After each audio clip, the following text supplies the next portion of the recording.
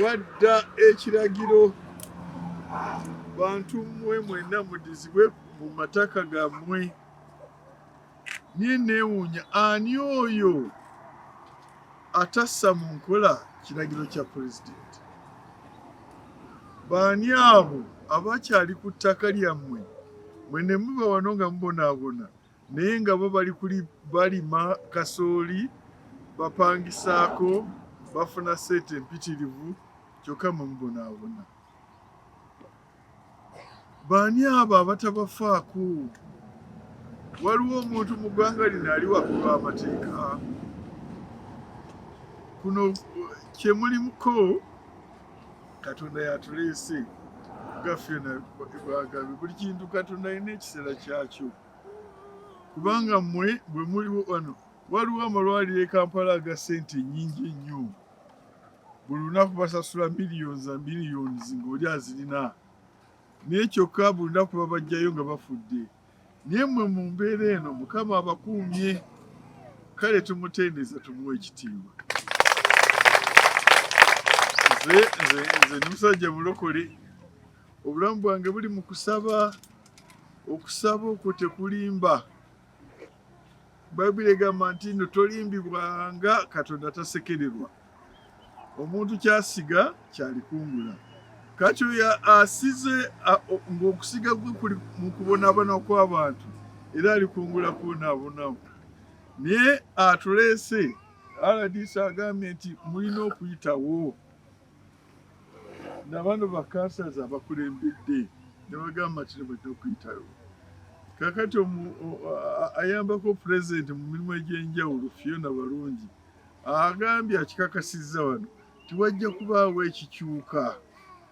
Kakati nze mu kulowooza okwange ndabye abaami bano aboogedde bali fluent nnyo, boogedde bulungi nnyo.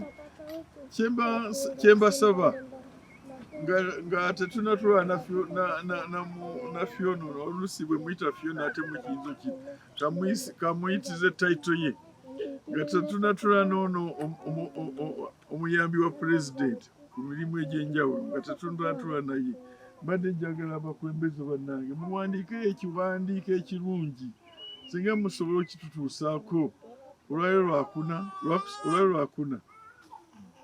Singa mukikola oba enkya ne tubawo enkya ne wiikendi ne mukitutuusaako oba ku bbalaza. Ku bbalaza muyinza okitwala mu ofiisi ye kubanga ze sibaawo. Ku lwokubiri tulina awalala wangi gye tulaga. Bwe muba temukituusizza ku bbalaza mukireete ku lwokusatu. Ekyo kye kinaatuwa entandikwa gye tunaatambulirako. Nga omuwabuzi wa pulezidenti wabagambye, pulezidenti ye yamala dda. Yakola dda ekiwandiiko, ne abo abamulemesezza tebajja kwekweka kiseera kyonna. Bagamba oyinza okulimba abantu abamu ekiseera kyonna, n'olimba abatono ebiseera ebimu, naye toyinza kulimba bantu bonna ekiseera kyonna. So temujja kubeera wano ekiseera kyonna. Njagala okubakakasa nti pulezidenti yawa oda nti abantu abo batwalibwe mu kifo kyabwe baddeyo ku ttaka lyabwe. Yakyali pulezidenti ye Yoweri Kaguta Museveni. Ate mwe mwenna mukimanyi takyusa. Era nze bwe ntambula wano nga gye tuvudde yonna bwe nkola oda kyemuvula mulya ngamba nti kikoleddewo kuba amanyi nti pulezidenti ali wamu ampagira mu byonna bye nkola. Nammwe oba nga tuzza abantu abalamu ku ttaka, lwaki tetubazza ku mataka gammwe? Ate gye gali. So njagala okubazzaamu abaanyi n'obakakasa. Sigenda bagamba nti kigwa leero, olwaleero tekijja kuggwa ekyammwe, kubanga kiriko processi nga bano bwe tubasabye bakole document ennungi bagituweereze by Wednesday senga tugifuna. Then awo tulabe bwe tugitambuza, naye mbakakasa nti mujja kuddayo ku ttaka lyammwe. Njagala bakakasa. Waliwo kyayogedde oba RDC mutegedde bulungi. Sinaffe ffennyini tujinza okwekalakasa ne twekumamu omululu ne tugamba nti era abantu bano tubasitula katubatwale ku ttaka lyabwe. byabwe ani anaatugambako kubanga pulezidenti yalagira tujja kuba tusabusa mu nkola ekiragiro kya pulezidenti.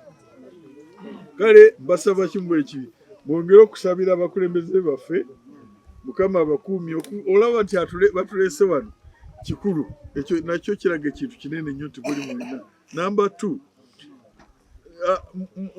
naffe tutuuse ffe twogera butereevu ne pulezidenti era ebiragiro bino bibiri. Namba 3 mubeere beetegefu.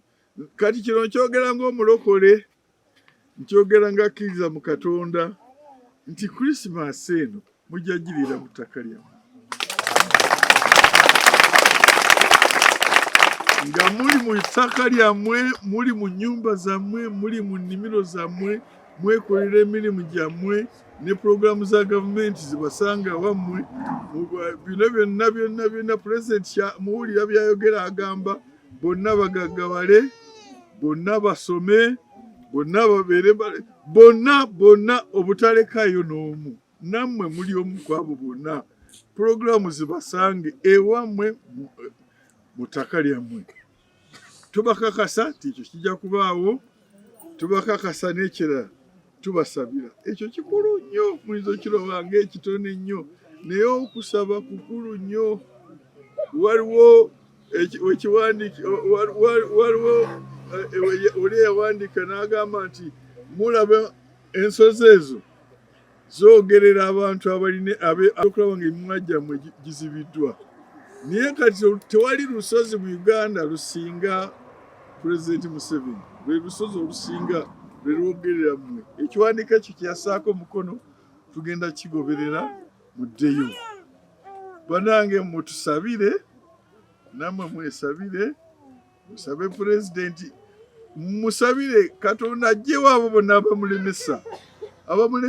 N'awandiika pulezidenti w'eggwanga n'awandiika nti abantu abo bonyeebonye nnyo mubaggyeeyo, n'abo abakikoze mubakoleko, ekintu kino kiweewo mangu. N'asayininga n'akiwa minisita we n'amugamba nti genda okise mu nkola. Kyokka ye n'abeera awo abantu ne bongera okubonaabona ne balima kasooli. Twandibaddeko ebirala bye twogera naye kye mwagala kugira ki kuddayo. Mwagala bigambo. So twesize Katonda, tujja kweyongera okumusaba, okumwebaza okutukuuma n'okutuusa kaakati. Tusabira pulezidenti oda yajjadda. Temugamba nti bwe kirwawo kiba kikomye. Nze ndi mubuulizi kye muva mulaba ndifaalinga nnyo tu Bayibuli. Waliwo omusajja gwe bayita Daniel mu Bayibuli. Yasaba n'asiiba okumala ennaku 4 naye nga talaba njawulo. Okutuusa ku nnaku olw'amakumi 40 malayika Gabudyeri n'ajja n'agamba nti okuva ku olunaku lwe watandika okusaba ansa yajja. Kyokka waliwo abo abazigu b'omu bbanga abo ababadde bannemesa okutuusa ate Katonda bwe yaweereza malayika omulala gwe bayita Michael n'annyongera amaanyi kwe kutuuka kati. So nammwe okusaba kwammwe kwatuuka wa pulezidenti n'asayininga babadde babulawo kimu ky'implementation. Ekyo kigenda kukolebwa. Manyi kijja kukolebwa ku lwa Katonda n'eggwanga lyange. So they graze their cattle like pieces of land from place to place. So the president requested that you give me part of this land so that I construct the barracks, which is already constructed. The other part is yours. Enjoy it as you want. And the community agreed. And the president was thankful and gave a kasimo to each family. The amount has been indicated there. Now, the next thing was for these people to get titles on their land. What has happened? Strange people came and instead got titles. Now, this land is public land. By the time they agreed with the president, half, I don't know whether it was ourselves, but part, let it be barracks, part of yours. It was empty land. It was only occupied These people were on the part which was given to the barracks. They went and stayed on the other side. So, according to the law, section 59, 1A of the Land Act, that land was not available to title to anybody because it's already occupied. So how did the Kawa come and get a title on a land which is not available to be titled? How did that Gisomani come and start harassing people in their land who are their customer tenants? Moreover, that land is guaranteed theirs, guaranteed under that section, and also indicated under section 59 1A as amended, that if a transaction takes place and you issue a title on a land which is already occupied by other people, that title is void, that transaction is void. Therefore, under section 91 of the Land Act, the Commissioner of Land Registration has authority to cancel that without even going to court. So that's why I directed that the titles which Kawa got are all a nullity. Therefore, by law, they are cancelled. And I said that I'm going to follow it by letter, and there are others apart from Kawa. All those titles, by law, they stand cancelled. The rest is detailed. That's why I ordered it. Number two, the President, pursuant to his powers in Article 99, Sub-Article 2, 1 and 2, he has authority to implement the Constitution. Now, this is their land. So, he has issued directives to confirm them to their land, whoever violates them. And in that directive, which I read, the President said no eviction. Anybody doing eviction should be arrested in accordance with the law and prosecuted. In the course of that eviction, he is threatening violence. Number three, in the course of that, he has forced himself on their land, forceful entry, trespass, he has spoiled their property, that's malicious damage. So all these charges are available. So they let him be arrested. And not just simply, but evidence is overwhelming. Gather that evidence, open the file, let him be prosecuted, and serve the sentence, and people be let free. I also directed that this so, who are, instead of doing the work, who has been helping this hour, the law said an aider and a abettor is the same, faces the same charge as a principal. So also I directed that he be arrested, and I saw him being arrested there and there, so that he goes and be charged and serve the sentence. I also directed that in case these people are disturbed, the district security committee should provide them with security. And the RDC came and pledged before the people will do that, also the DPC. I also directed that there are those other people mentioned, the army people. I'm not sure whether they go before our ordinary courts like a brigadier, somebody, General Mugisha, something like that, and some couple. I don't know whether they go before our, or if they are before the military police, military court, that's the military police to handle them. And let the military police deal with them. They go, they go to the army will handle them, so that the people may live in peace. So I directed the people stay in peace, and I also directed, because the cases, funny cases which have gone to court, and all these kingdoms, they have not read the law. That law which purports to restitute. You know, the word is restitution. If something is taken away from you, then it is restituted. If it is not taken from you, then there's nothing to restitute. That law, many people don't, they just say things were returned. But read the law. The law says it is restituting properties taken from traditional ruler from them by the 1967 Constitution. The 1966, read that section, that article, I think it's 118. It never took away anything from them. All that the law did was federal system of government is over. Now it is district all over the country. So public land which was administered by the district boards let it go to the Uganda Land Commission. Public land which was administered by federal units or kingdoms, go to Uganda Land Commission. Public land is what went to Uganda Land Commission. It was not property of these traditional rulers. That was property of Ugandans under recognized administrative units of the state, not their individual properties. So what it appears, what is in their mind is that when our constitution said, talks of traditional rulers who are corporations, so for them they are thinking of the kingdom which was there up to 1966. No, that kingdom disappeared.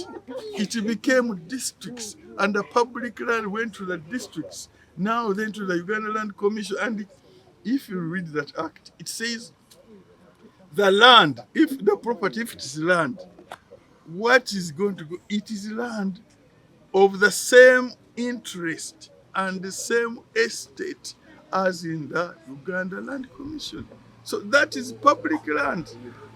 And that's number one. So they have no say whatsoever in that land for them to say to compensate people. Number two, that act has not yet been come into operation because the Constitution of 1995 clearly states under Article 274, Sub-Article 1, that any law which was in operation before the coming into force of this Constitution can only operate if it is modified, added on, or changed to conform to the Constitution. That law has not yet been amended to conform. And why must it be amended? Because by 1993, there are many things which have changed by what you achieved by 1995 Constitution. Some of those, there was no mile in 1993. It had been removed by Idi Amin. So now there's mile. It has, which touches on this act. There was no protection of Ibanja holders. Now under the Constitution, it is there. So, and it touches on the restitution. There was no lease convertible to freehold. Now it is there. There was no